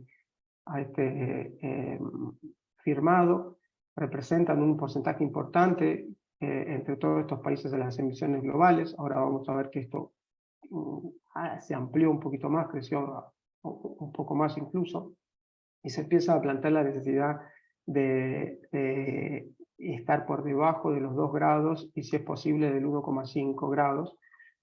¿Por qué? Porque a partir de estas temperaturas no se sabe cuáles van a ser los efectos. Hoy por hoy ya el protocolo, digamos el Acuerdo de París, lo que ya se planteó en 2015 queda desactualizado y ya los últimos informes en los últimos años plantean que sí o sí hay que ir al 1,5, no alcanza el 2, por eso que ya esto van a ver que se planteó en un momento y se va actualizando. Y hoy ya el acuerdo también, digamos, que hay entre toda la comunidad es que no sirve ir por el 2 grados, hay que ir sí o sí por el 2,5, por el 1,5, lo que es obviamente un desafío mucho más grande. Bueno, y como vemos acá, bueno, después entró el Acuerdo de París en vigencia cuando hubo una cierta cantidad de países que adhirieron y sobre todo el porcentaje de emisiones que se quería cubrir para que sea representativo. Básicamente hay como 3 grandes objetivos a largo plazo que plantea entonces el Acuerdo de París, que era lo que hablamos ahora, evitar el aumento de la temperatura, que no supere 1,5 grados con respecto a los niveles preindustriales. Y se empieza a plantear el tema también de que las emisiones toquen techo lo antes posible, o sea que hay que llegar a un máximo y hay que empezar a reducirlo cuanto antes mejor. Un poco en base a lo que comentaba Jimena, hay que tener en cuenta que todo esto de los gases de efecto invernadero y las mezclas que se hacen en la atmósfera no es de un día para el otro. Por eso las acciones que hoy hacemos tienen una repercusión dentro de muchos años. Eso a veces cuando decían, bueno, no sé, por ejemplo en la pandemia que se dejaron de utilizar vehículos o que eso ya es un efecto inmediato, y no, eso lo que pasó hace 2 años va a repercutir a lo mejor en algunos años más. Entonces no es que uno lo ve inmediatamente, porque obviamente la mezcla de los gases es lenta hasta que se homogeneiza en lo que es la atmósfera. Pero justamente por eso, cuanto antes se planteen acciones para poner el pico y poder empezar a reducirlo, estos, digamos, unos puntos fundamentales. Y ahora vamos a ver un poco cuáles son las herramientas. Otro de los puntos que ya comentaba antes Jimena y que se ponen de manifiesto acá como, digamos, de una base fundamental es el tema de la adaptación, en donde no alcanza con reducir solamente las emisiones, que es una de las patas, digamos, que hay que llevar adelante, sino que también hay que empezar a adaptarse, porque las consecuencias ya son inevitables. Ya estamos hablando que estamos en un aumento de la temperatura superior a lo que se esperaba, y cada año se va, digamos, incrementando. Entonces las consecuencias ya están aquí y van a seguir estando. Lo que pasa es que los eventos que antes tenían menos frecuencia, cada vez se repiten con mayor frecuencia, y para esto obviamente hay que prepararse. Entonces lo veíamos mucho, sobre todo en foros de municipios, o los acuerdos que hay en los diferentes gobiernos locales, nacionales, a la hora de planificar es fundamental. Digamos, no se puede pensar antes se planificaba una obra a la vera del río, pensando en que hay una recurrencia de 150 años cuando hay una inundación. Eso ya no existe. Hay que pensar en que esos tiempos se aceleran mucho más. Entonces a la hora de planificar hay que dejar más margen, hay que tener otras consideraciones, por ejemplo, ¿no? Entonces todo eso tiene que ver con la adaptación. ¿Por qué? Porque si yo no planifico y pienso que va a estar todo como estaba antes, se me va a inundar la ciudad, no voy a tener la infraestructura suficiente para poder afrontar estos problemas. Entonces, bueno, participamos en algunos encuentros con gente que fuimos de Argentina, por ejemplo, a los países nórdicos, a Dinamarca, Suecia, y veíamos cómo en la planificación urbana se empieza a considerar todo esto de, bueno, que una plaza pueda tener de utilidad ante un evento de una inundación para poder, digamos, almacenar ese tipo de agua, por ejemplo, y que no se inunde toda la ciudad. Bueno, diferentes cosas que uno tiene que ir planificando para que obviamente las consecuencias sean lo menor, ocurran los menores daños posibles. Y lo que tiene que ver, que hace mucho hincapié también, que empieza a ver en el Acuerdo de París, el tema de los flujos financieros, que tiene que destinarse más fondos para hacer frente a este tema. Bueno, esto un poco como para ver en parte lo que planteábamos antes de cuáles son los países que emiten más o menos emisiones. Nosotros estamos por acá, no somos de los últimos, tenemos una cierta influencia, y sobre todo, bueno, dentro de Latinoamérica. Obviamente que China, Estados Unidos, hay otros países que tienen muchísimo más peso. Entonces, bueno, por eso se hablaba anteriormente de que hay una responsabilidad de todos, pero que hay una diferenciación en el tipo de responsabilidad que tiene cada uno, porque obviamente bajar un 1% en China es mucho más influente que bajarlo en Argentina, ¿no? Hablando de emisiones de gases. Entonces, bueno, esto es un poco un panorama. Otro de los enfoques tiene que ver con el consumo, con el poder adquisitivo, en donde claramente se plantea que hay una mayor generación de emisiones en los países más industrializados, donde existe mayor consumo. Fíjense que se plantea que el 10% o más rico de la población genera casi la mitad de las emisiones derivadas de los hábitos de consumo, o sea, casi estamos hablando de un 49%, bueno, un porcentaje más, porcentaje menos. La lógica obviamente tiene que ver con cambiar también el modo de producir y de consumir a nivel sociedad. Bueno, uno de los puntos que fue importante con el tema del Acuerdo de París fue obviamente primero la salida de Estados Unidos, que como veíamos antes es uno de los países más influyentes, que estaba participando del acuerdo y que bueno, con la presidencia de Trump se salió, y que fue una de las primeras medidas que tomó Biden cuando asumió de unirse nuevamente al Acuerdo de París. Esto es un punto importante por la influencia que veíamos que tiene Estados Unidos. Entonces, también obviamente se refleja en el liderazgo de los diferentes países con otros, el ejemplo. Estos son algunos de los puntos que se plantean justamente lo que veníamos hablando en los documentos que desarrolla el IPCC. El último fue ahora, es muy reciente, el último que se llama ARCEI, lo van a encontrar, todas estas publicaciones después están también en la bibliografía. Esto es lo que se publicó este año, en donde ya se plantea, bueno, algunos números sobre cuál es el calentamiento que tenemos hasta ahora, que los impactos climáticos son más graves y severos de lo que se pensaba. ¿Por qué? Porque también por eso se plantea de que es necesario alcanzar el 1,5, porque no se sabe qué es lo que va a pasar. Esto es como un efecto mariposa, es algo que es exponencial, o sea, no es causa-efecto directo. Entonces, hasta un cierto momento uno puede más o menos calcular o tratar de predecir o prevenir o ver qué es lo que puede pasar, y después ya no sabe cómo va a reaccionar el ambiente, las biosferas, los ecosistemas. Entonces esa es la gravedad, que se enfrentan hacia algo que puede, y evidentemente está trayendo más problemas de lo que se pensaba.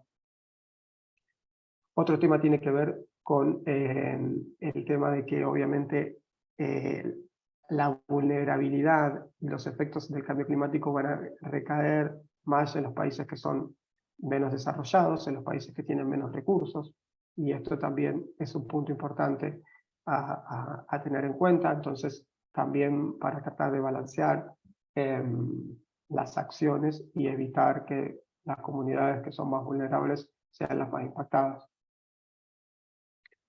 El tema de el uso de los combustibles fósiles, que es fundamental plantear una transición. Obviamente que los combustibles fósiles son necesarios. El punto es no malgastarlos, digamos, porque hay muchas fuentes de generación de energía que se pueden generar de otro modo. Entonces usarlos solamente para aquellas cosas que no se pueden generar de otro modo, y lo que sí se puede sustituirlo al máximo posible, porque obviamente son una de las principales fuentes de generación de emisión. Entonces, hoy por hoy ya la mayoría de los acuerdos y de los procesos, digamos, se están dando hacia combustibles o formas de generación de energía bajas en carbono, que tiene que ver con la sustitución de fósiles al máximo posible.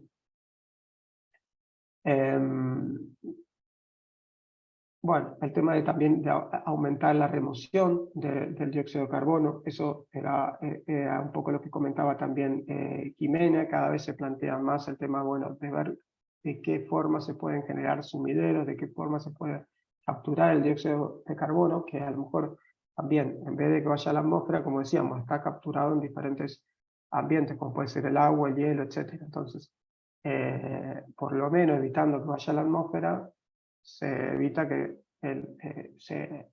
digamos, incremente el tema del cambio climático. Y después el tema de garantizar, bueno, fondos, que eso es el gran punto también para poder hacer el desarrollo en esto. Acá se plantean algunos, algo importante que va bajando un poco más de lo global, digamos, a lo concreto. El Acuerdo de París lo que plantea fundamentalmente el concepto más fuerte tiene que ver con que no alcanza ya de hablar de temas globales, no alcanza de hablar solamente con temas de países, de provincias, hay que trabajarlo a nivel local y hay que trabajarlo a nivel también institucional, del sector privado, del sector público, del sector no gubernamental, o sea, y personal, digamos. Si no se involucran todos los sectores y uno espera que el país ponga metas solo macros, no se van a lograr, porque eso tiene que ir acompañado de lo general a lo particular. Entonces, esto es el concepto más fuerte. Y por eso se empiezan a establecer diferentes herramientas como son, ¿no?, las estrategias a largo plazo y las contribuciones nacionales determinadas, las LTS, que son Long Term Strategies, que bueno, las siglas en inglés, y NDC, que son las siglas en inglés de las contribuciones nacionales, mediante las cuales se empiezan a poner metas y acciones climáticas de reducción en los diferentes países. La diferencia básicamente de los NDCs, ahora lo vamos a ver un poquito, tiene que ver con que tienen un horizonte más corto. Vamos a ver ahora brevemente lo que es el de Argentina. Los plazos generalmente ahora se está planteando en 2030, mientras que los LTS se establecen a más largo plazo, que es al 2050. Entonces, la idea es poder plantearse una estrategia a un corto o mediano plazo, que es lo más inminente, lo que hay que ponerse en marcha, y un horizonte más lejano para dar tiempo también a acomodarse al desarrollo, la búsqueda de financiamiento, etc. Bueno, esto un poco de una estadística. Hoy por hoy, hay 64 países que tienen, digamos, presentados LTS, o sea, estrategias a largo plazo. Bueno, ahí se ve Europa y Asia Central son 27, Asia Pacífico 14, bueno, América Latina, el Caribe y África tienen 7 cada uno, y son 21, bueno, y Canadá y Estados Unidos en América del Norte son 2 más. Esto lo que plantea un poco, acá lo que vemos es los LTS, esto que hablábamos, cuál es la influencia, digamos, y los NDC, que son a un poquito menos escala, cuántos gases, digamos, están considerando. Vemos que los LTS son menos cantidad. ¿Por qué? Porque hay menos países que tienen estrategias a largo plazo, perdón, que los que tienen NDS. Son más los países que han presentado las determinaciones nacionales que los que han presentado estrategias a largo plazo. La población abarcada, por lo tanto, es menor, pero hay un consumo importante, por ejemplo, de lo que es el tema de energía, en donde dentro de estos porcentajes están considerados prácticamente ya la mayor cantidad de lo que es el tema de uso del carbón, que está totalmente ya fuera de uso, y bueno, y saliendo, intentando sacarlo de circulación, bueno, y otros combustibles. Esto como para tener una idea de qué es lo que está considerando. Acá vamos a ver un video muy cortito. Vamos a ver.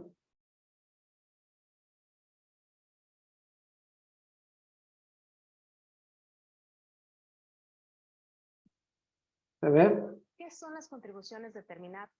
¿Se ve? No, Miguel, Sí, todavía no. Seguimos viendo la presentación. Ah, vale. Espera, que ahora les comparto.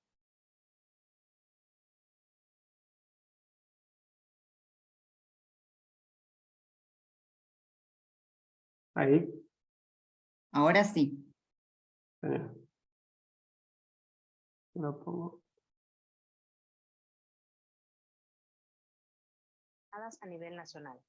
Las contribuciones determinadas a nivel nacional, o NDCs por sus siglas en inglés, son los compromisos que los países adquieren para combatir el cambio climático y alcanzar los objetivos del Acuerdo de París. Estos compromisos se traducen en políticas o programas con medidas de mitigación de gases de efecto invernadero y con medidas de adaptación a los impactos del cambio climático. Por medidas de mitigación entendemos, por ejemplo, transporte sustentable, mayor uso de energías renovables o los impuestos al uso de combustibles fósiles. Como ejemplo de medidas de adaptación están aquellas que minimizan los impactos de inundaciones o sequías o aquellas que reducen la vulnerabilidad de la población, como son las alertas tempranas. ¿Con qué frecuencia se presentan las NDCs? A partir del 2020, los países comunican nuevas o actualizadas contribuciones determinadas nacionalmente cada 5 años. En cada NDC nueva o actualizada, los países aumentan la ambición de sus acciones de mitigación y adaptación y mejoran la claridad, transparencia y comprensión de las mismas. La importancia de las NDCs es que además de comunicar los ambiciosos esfuerzos nacionales, garantiza que los flujos financieros sean coherentes con los objetivos planteados por cada país para limitar el avance del cambio climático. La Convención Marco de las Naciones Unidas sobre el Cambio Climático tiene un registro donde se inscriben todas las NDCs comunicadas, las cuales pueden ser ajustadas en cualquier momento.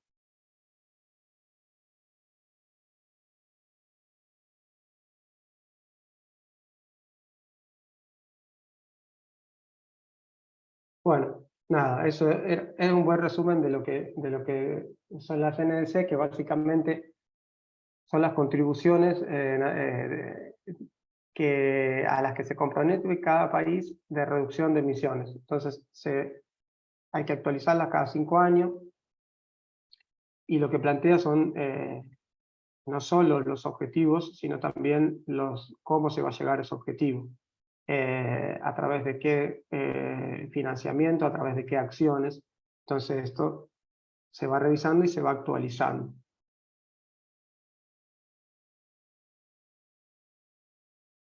Acá algunos datos, bueno, por ejemplo esto de cuál es la información que tiene que ver, bueno, relacionada con el tema de igualdad de género, el trabajo fuerte de los gobiernos locales, el tema de, bueno, el trabajo en los océanos. Obviamente cada país va trabajando, depende de cuál es su prioridad, el tema del apoyo financiero, el uso de tecnología también para cumplir con compromisos, y el fortalecimiento de capacidades. Bueno, en lo que es Argentina, tiene un NDC que ha presentado en el 2021 y que luego lo ha actualizado, que antes era un poco menos ambicioso, y bueno, y lo ha reducido, digamos, la meta.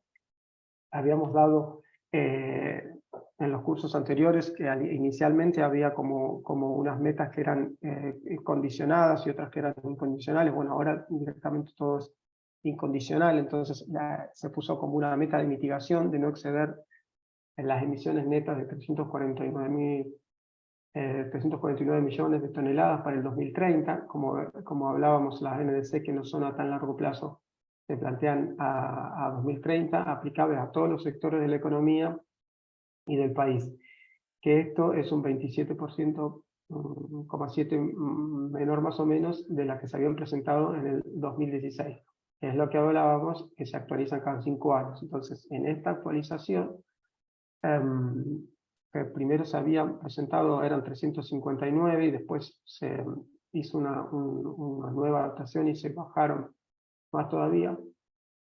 Se pone una meta absoluta, digamos, y que aplica a todo el país para tratar de llegar a esta cantidad absoluta al 2030, y se plantea, que antes no había, esto también es importante, una meta de adaptación que tiene que ver con construir capacidades, bueno, disminuir la vulnerabilidad, trabajar con los gobiernos locales, y también empezar a incorporar el tema de comunidades más vulnerables, grupos sociales minoritarios, etc. Acá hay un punto importante que tiene que ver con cada uno adapta, digamos, su NDC a la realidad local, a la realidad de su país. Entonces, tiene que pensar con qué, digamos, apoyo cuenta, con qué financiamiento cuenta, con qué tipo de estructura tiene, y también dependiendo de los recursos que tenga, tanto naturales, económicos, como de personas. Entonces, obviamente, la idea es que esto, por eso no hay un estándar, sino de que cada país lo presenta según sus capacidades. Bueno, acá como para ir un poco avanzando, y vamos a ir ya un poco más a lo concreto, tampoco me voy a detener tanto en esto, pero es básicamente tiene que ver con el inventario a nivel nacional, el último inventario que se mostró, un poco cuáles son los sectores en donde se reparte la generación de emisiones, principalmente lo que es el tema de generación de energía, agricultura, ganadería, silvicultura y otros usos de la tierra, procesos industriales y el tema de residuos. Y acá se puede ver que es un poquito más desglosado dentro de lo que hablábamos, por ejemplo, acá que es agricultura, ganadería, silvicultura, acá se ve cada porcentaje un poquito más desglosado, y también dentro de lo que es energía, por ejemplo, generación de electricidad, transporte, bueno. Esto lo pueden ver en el inventario nacional, que es público, y igualmente está después en la bibliografía. Vamos a ir un poquito entonces ya a lo más concreto. Entonces, pero bueno, lo importante es entender que vamos partiendo de cómo se fue transformando todo, que al principio era más general, un poco lo que decíamos, a lo que es ya particular. Y la huella de carbono tiene que ver con medir los gases de efecto invernadero emitidos, ya sea directa o indirectamente, por una persona, por una organización, por un evento, por un producto, digamos, en general por las actividades que realiza el hombre, y a partir de un recuento de flujos, digamos, físicos, digamos, y con una caracterización de las diferentes formas de generación de emisión, categorías, vamos a ver cómo se mide y se realiza, digamos, este inventario de gases de efecto invernadero que pasa a ser la huella de carbono. Ahora vamos a detallar un poquito más. Pero básicamente acá ya tiene que ver con, como vemos, individuo, organización, evento o producto. Ya bajamos de lo nacional, bajamos de los gobiernos locales a cómo uno puede actuar en su empresa, cómo uno puede actuar a nivel individual con los gases que emiten, que todos emitimos, porque vamos a ver de dónde, ya vimos un poco de dónde parten. Bueno, un poco cuáles son los principales objetivos del cálculo de huella de carbono. Obviamente esto es un diagnóstico, va a ser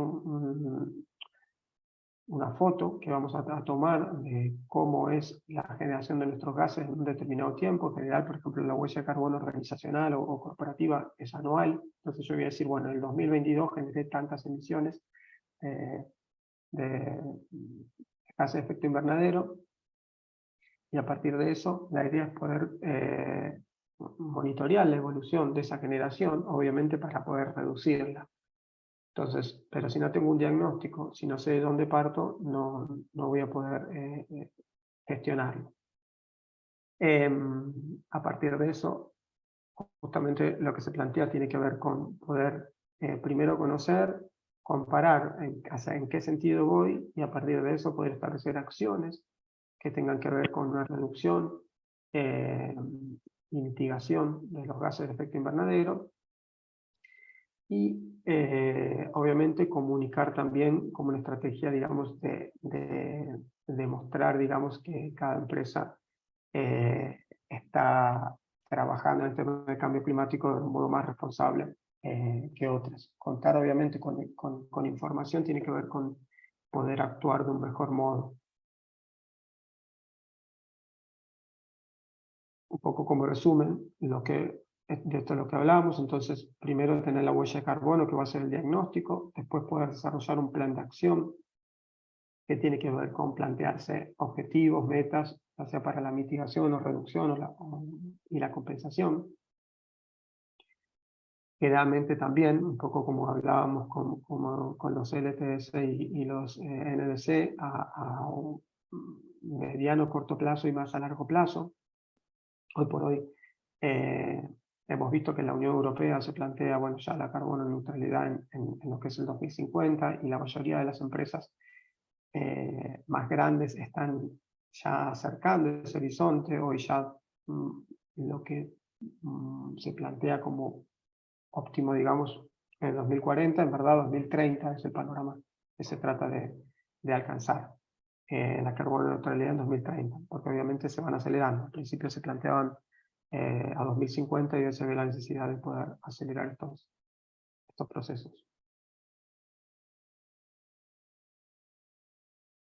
El tema de compensación, entonces habíamos hablado antes, cuando veíamos acá el tema de mitigación por un lado y compensación por el otro. Ahí hacemos como una aclaración, que está bueno porque a veces como que se mezcla lo que es la mitigación, la reducción, que pueden ser acciones como por ejemplo ahorro de energía, la eficiencia, reducir la generación de gases. Cuando yo menos genero energía, por ejemplo, de fuentes fósiles, voy a reducir las emisiones que voy teniendo, pero por otro lado siempre va a haber una parte de las emisiones que no voy a poder reducir al 100%. Entonces, la compensación tiene que ver justamente con eso, con poder captar esa cantidad de dióxido de carbono que no estoy pudiendo reducir. Esto puede ser a través de proyectos, por ejemplo, forestales, bueno, o diferentes tipos de proyectos. Y acá nos llega un poco a lo que es el tema del concepto de carbono neutral, que tiene que ver con, acá un poco lo resumen, primero medir la huella de carbono, reducir todo lo más que se pueda y compensar el resto, para que el balance neto sea cero. O sea, cuando hablamos de carbono neutral no quiere decir que no estamos generando emisiones, sí la estamos generando, pero al compensar lo que no puedo reducir, el balance en sí va a ser cero. Como hablamos de que esto es un tema global, entonces, bueno, aunque obviamente yo mi huella la genero en un lado y las reducciones las voy a hacer en el sitio en donde las estoy generando, la compensación no necesariamente hace falta que la haga en ese mismo sitio, porque si yo estoy promoviendo la captación de dióxido de carbono en otro lado, al final también va a hacer que el balance termine siendo cero.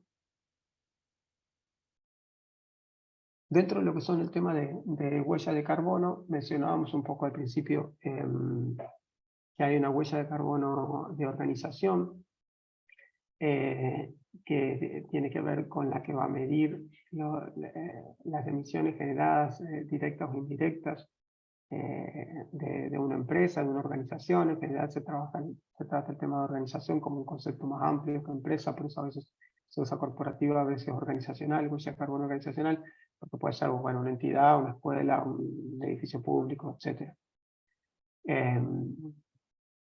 Y dentro de esta misma metodología, luego lo vamos a ver, se engloba también, por ejemplo, los eventos que realizan las organizaciones, que hoy más que nunca se empiezan a medir. Cuando se hace un congreso, cuando se hace una reunión corporativa, cuando se hace un evento, se trata de medir esa huella de carbono para poder también compensarla y reducirla. Y por otro lado está la huella de carbono de producto, que ya tiene más que ver con un ciclo de vida del producto, con un análisis del ciclo de vida del producto. Entonces se hace un estudio mucho más profundo, porque ahí tengo que ver de un producto en particular, de dónde extraje esa materia prima, cómo era el uso del suelo, si cambió cuando yo generé esa materia prima, si hay una explotación, qué es lo que pasa en los procesos, no solo dentro de mi fábrica, si yo estoy fabricando X productos, sino también desde que extraje la materia prima, la compré en Asia y la traje a Argentina, bueno, obviamente cuáles son las condiciones en que esa materia prima se generó, se produjo en Asia, estoy teniendo un transporte grandísimo para traerlo. Después yo tengo todo un proceso y tiene que ver también con la etapa de uso y fin de vida, entonces también y de distribución. Entonces si yo lo distribuyo y lo estoy volviendo a exportar a Asia, hay otra huella del transporte muy fuerte. Bueno, si el producto tiene una vida útil de muchos años es una cosa, y mientras que si lo tengo que cambiar, si es un descartable, por ejemplo, que va a tener un solo uso, o lo tengo que cambiar todos los meses, obviamente que el impacto va a ser mayor.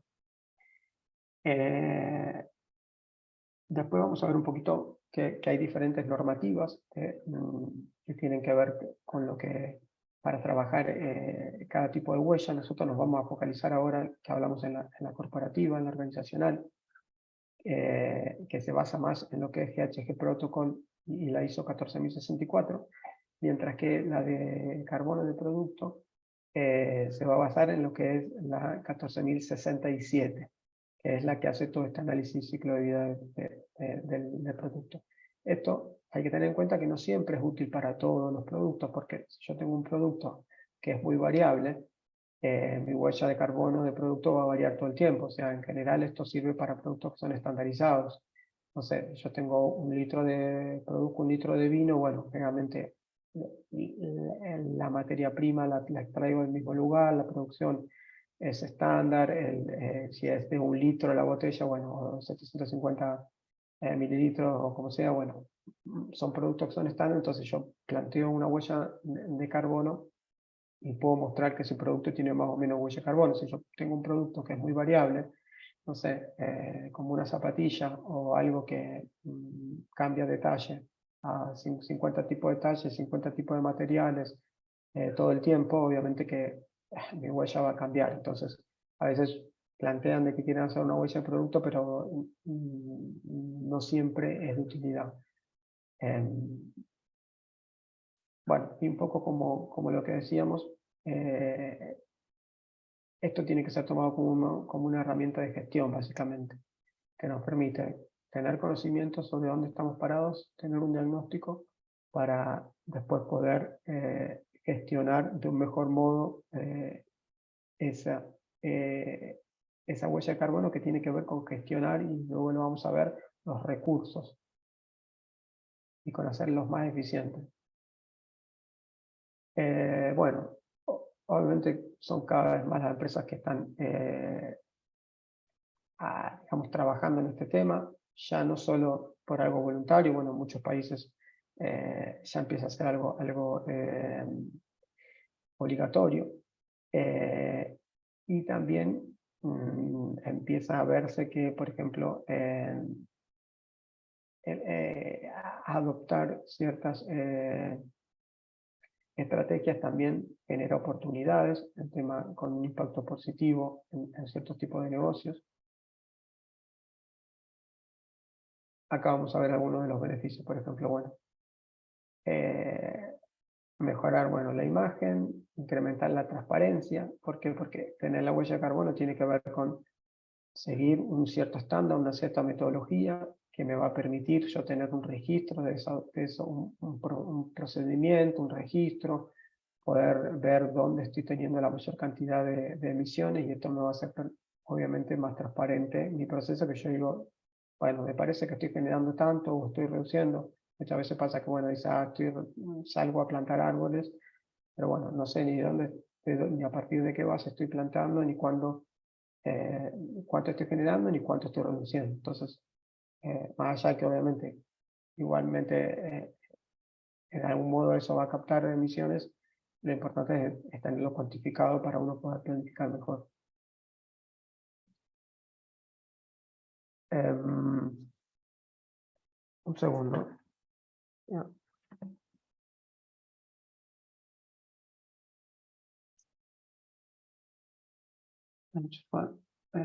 La compu. Perdón.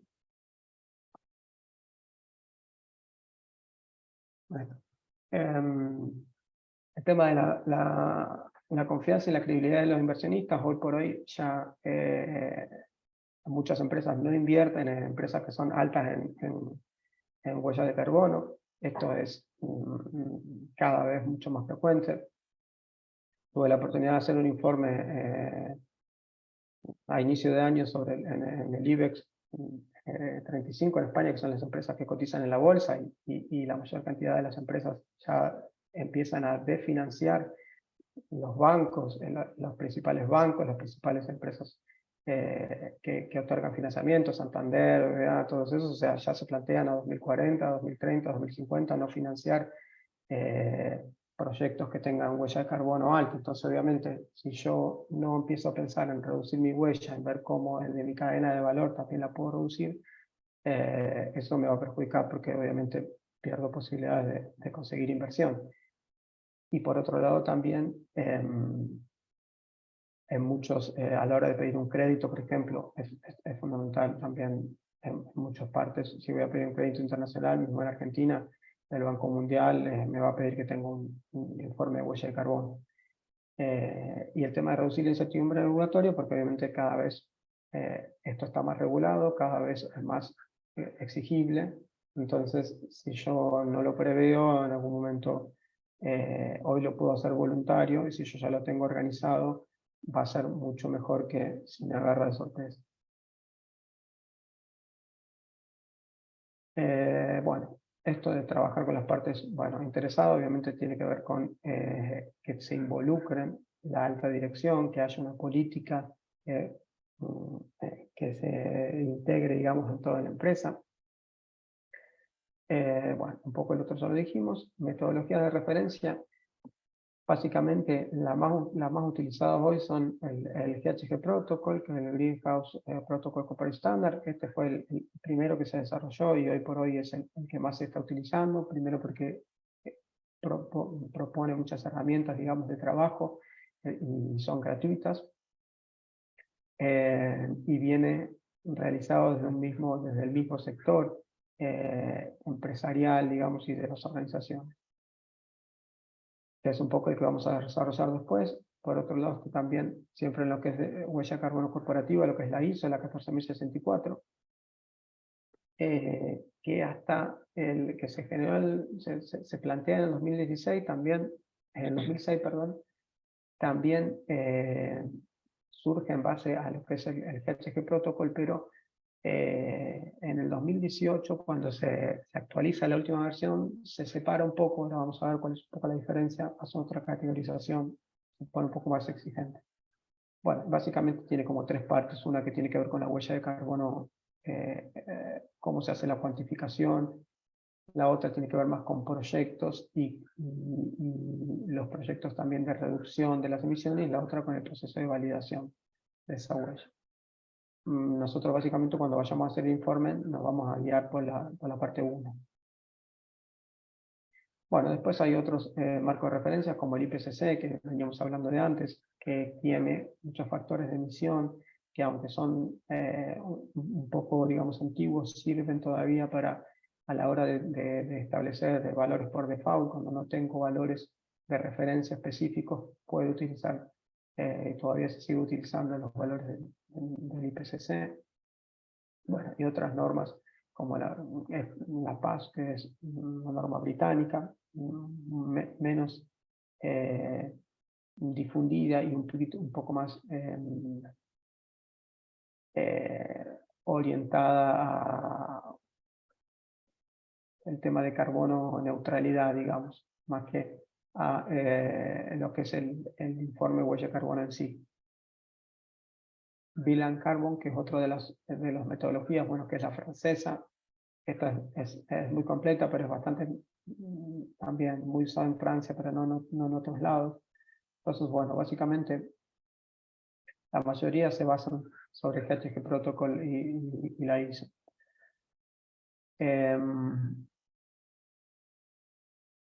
Como para mencionar algunas de las diferencias y similitudes, como decíamos, hasta la ISO, la última actualización de la ISO es en el 2018, pero en verdad tenía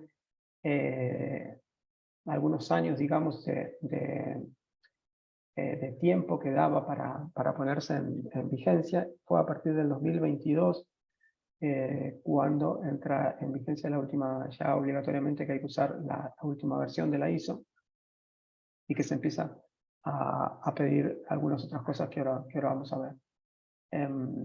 Pero las cosas en comunes que tienen la ISO como GHG Protocol tiene que ver con plantear límites de emisiones de gases de efecto invernadero, o sea, qué es lo que yo dónde voy a poner tantos límites físicos como de las fuentes de emisiones que voy a considerar. Entonces, si voy a tomar mi oficina, si voy a tomar toda la empresa, si voy a tomar todo el grupo de empresas, si hay algo que dejo afuera o no, cuáles son las emisiones, que ahora vamos a ver un poquito cuál es, y obviamente en el segundo módulo es donde nos vamos a ir de lleno a desarrollar eso. Ambos plantean el tema de, bueno, primero definir qué es lo que voy a medir y dónde, cuantificar esas emisiones, cuáles y cómo cuantificarlos, y plantear acciones para poder reducirlo, digamos que es un plan de acción. Lo que es la última versión entonces de la ISO plantea 6 categorías que tienen que ver, algunas vamos a ver que son similares, por ejemplo a la GHG Protocol. Esto antes eran iguales y ahora, bueno, antes no, se podían utilizar del mismo modo y ahora se categorizan diferente, pero bueno, en la ISO básicamente tenemos categoría 1, que son las emisiones directas, que ahora vamos a ver cuáles son, pero son básicamente las de los combustibles fósiles, ya sea de los vehículos como de las instalaciones, y los gases refrigerantes. Esas emisiones directas son las que yo tengo, digamos, una incidencia directa y estoy generando directamente por mi actividad. La categoría 2 tiene que ver con la generación de energía, en este caso electricidad, puede ser vapor o calor. Las 3 tiene que ver con las causadas por el transporte, estas ya van a ser emisiones indirectas, así como las de la energía. La energía, ¿por qué? Porque aunque yo la estoy consumiendo, en verdad las emisiones se generan en la fuente de genera esa energía. Entonces, para mí van a ser indirectas. Lo mismo que las del transporte. Si yo, el transporte de mis proveedores, un poco lo que hablamos antes, el transporte de mis empleados, etc. La categoría 4 tiene que ver con las causadas por productos que utiliza la organización. Entonces esto, si uso productos que tienen más impacto en la generación de emisiones o no. La quinta tiene que ver con la causada por el uso del producto. Entonces, si yo utilizo un producto, puede tener más o menos impacto también en la generación de emisiones. Y dejo una categoría libre para aquellas que no encajan, en donde uno puede meter ahí las que no están en las otras categorías.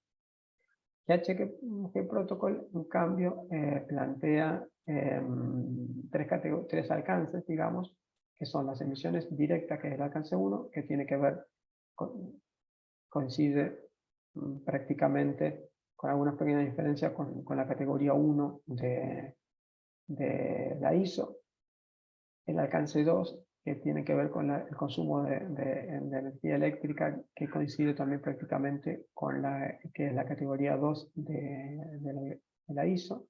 Y el alcance 3, que acá llama otras emisiones indirectas, plantea 15 categorías diferentes dentro del alcance 3, y acá es donde se separa un poquito, porque la ISO la separa, digamos, en otras 4 categorías. Entonces, básicamente, en el GHG Protocol tengo 3 alcances, mientras que en la ISO tengo 6 categorías. Otra de las diferencias fundamentales es que la ISO me va a exigir que yo, al hacer un informe, incluya mis emisiones indirectas de alcance 3, 4, bueno, digamos que sean las emisiones indirectas aparte de las de categoría 2, y tengo que hacer una justificación de por qué estoy excluyendo alguna de las categorías, pero sobre todo no puedo hacer más un informe si quiero verificar por la ISO 14064 que tenga solo categoría 1 y 2. En cambio, el GHG Protocol sí me dice que sí o sí tengo que hacer alcance 1 y 2, eso es como obligatorio, la base, y tengo opción de hacer el alcance 3.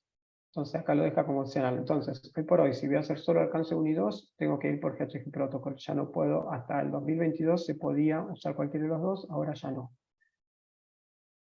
Dentro de las categorías del alcance 3, hay bastante, digamos, acá algunas no se implementan mucho, pero bueno, yo ahí remarqué un poco cuáles son las que más se usan. Y básicamente plantea aquellas que son relacionadas con bienes adquiridos o comprados o servicios generados desde la cuna a la puerta, o sea, desde mi proveedor o generación, digamos, de bienes adquiridos hasta que llega a mi empresa. Se plantean 8 categorías, o sea, acá, digamos, está todo lo que es plantearlo aguas arriba, y entonces voy a poner bienes y servicios adquiridos, por ejemplo, bienes de capitales poco usado para algunos rubros, actividades relacionadas con combustibles y energía, tiene que ver con las que están fuera del alcance 2, que va a ser ya el consumo de energía, para algunos rubros en particular, transporte previo, que tenga yo, por ejemplo, si compro materiales de dónde están viniendo, ese transporte de mi proveedor, que sí lo voy a incluir acá, bueno, la generación de residuos también, si se está generando a partir de la producción que tengo, bueno, viajes que puedo hacer de negocio, desplazamientos de empleados, estos activos arrendados es bastante particular solo para algunos rubros. Y por otro lado, de la puerta de la tumba, tiene que ver con aguas abajo, un poco el proceso, y también va a plantear similar, transporte, procesamiento si tengo de productos, el uso de los productos vendidos, franquicias, inversiones, bueno, esto para algunos tipos de rubros. No todo se aplica siempre a todo, yo puedo ver, digamos, dentro de mi empresa cuáles son los que van a tener más influencia y desarrollarlos a esos. Otro de los puntos, después igualmente lo vamos a focalizar y vamos a trabajar básicamente sobre lo que es GHG Protocol, que es la que más se utiliza hoy. Bueno, otro de los puntos que era interesante destacar era el tema de la huella de carbono con GRI y ODS, que es algo hoy que también las empresas están usando mucho. Entonces ya GRI, por ejemplo, plantea el GRI 305 el tema de emisiones. Entonces ahí me pide que marque las emisiones, toma GHG Protocol como base, pero bueno, si lo hago por la ISO, aunque tenga diferente nombre va a ser lo mismo, pero básicamente me pide que plantee los diferentes tipos de alcances, cada uno de los GRID, el tema de intensidad de emisiones, que después vamos a ver un poquito de esto en la próxima clase, y reducción de emisiones. Entonces, cuando voy a hacer un informe GRI, me va a pedir todo esto que venimos hablando, medir mi huella y plantear un plan de acción. Y por otro lado, con el tema de la consecución de los ODS, los Objetivos de Desarrollo del Milenio, ahí lo que se plantea, bueno, de una relación directa tiene que ver con el ODS 13, que tiene que ver con el tema de cambio climático, obviamente, de poseer, de trabajar con estrategias tanto a nivel privado, sociedad civil, países, bueno, a todos los niveles. Y en esto, obviamente, da un papel preponderante también a lo que es el sector privado. Puedo, obviamente, relacionar también el tema de huella de carbono y sobre todo un plan de reducción de emisiones con otros ODS, como puede ser el 7, que es energía asequible y no contaminante, o sea, el tema de energías renovables. Si yo planteo un plan en donde genere energía renovable, el 11 que tiene que ver con ciudades y comunidades sostenibles, o el 12 que es consumo responsable. Por ejemplo, obviamente cuando hablábamos de tener un consumo responsable, de por ahí hacer compra a nivel local, etc. Bueno, y acá, para no extendernos mucho, ya creo que estamos justo con el tiempo, les vamos a dejar esto un poco de ejercicio para hacer como un repaso de los conceptos, de los principales conceptos que estuvimos planteando hoy. La idea es que a partir de esto pueden refrescar un poco y si tienen dudas, plantearlo. Y lo vamos a ver o la clase que viene o la última. Y bueno, y acá nada, bibliografía de referencia. Bueno, creo que con esto llegamos justo. La idea era hacer un pantallazo principal, digamos, sobre el tema general de cambio climático y bajar un poco de lo general a lo más particular. Y para ya meternos después de lleno en el próximo módulo sobre lo que es GHG Protocol y cómo hacer el informe. A ver, de las preguntas, ¿van a tener material? Sí, les vamos a mandar la presentación para que lo tengan, y aparte así tienen la referencia de la bibliografía y un poco los ejercicios, y después en la última clase también vamos a hacer un pequeño examen.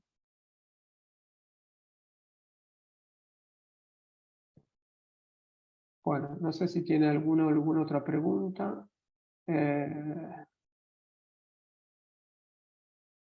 Alguien había preguntado sobre los gases sintéticos, creo que eran. ¿Cuál era los porcentajes? Bueno, lo habíamos ido mostrando un poco en que las cantidades son mucho menores, pero que el impacto que tienen es muy fuerte. Entonces, aunque está en mucho menos proporción que el CO2, tiene primero que una duración mucho más extendida en el tiempo, en la atmósfera, por lo tanto se destruye y va a durar mucho más, que eso también es importante, y entonces con pocas cantidades el impacto es fuerte.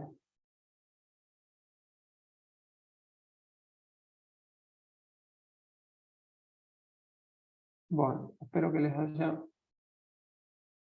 gustado y nada, no les quitamos más tiempo. Si les llega a quedar alguna duda, las pueden plantear también la semana, no hay ningún problema, y arrancamos con ellas, no se preocupen, para tampoco no extendernos demasiado en el tiempo, si les parece, digamos. Exacto. Anótense las preguntas y las podemos también desarrollar en el próximo módulo o el tercero. Bien. Muchas gracias, Jimena, Miguel Ángel, y a todos y a todas las que se conectan el próximo miércoles, entonces. Muchas gracias a todos. La próxima semana, miércoles, porque justo es feriado. Que estén bien. Gracias. Muchas gracias. Hasta luego.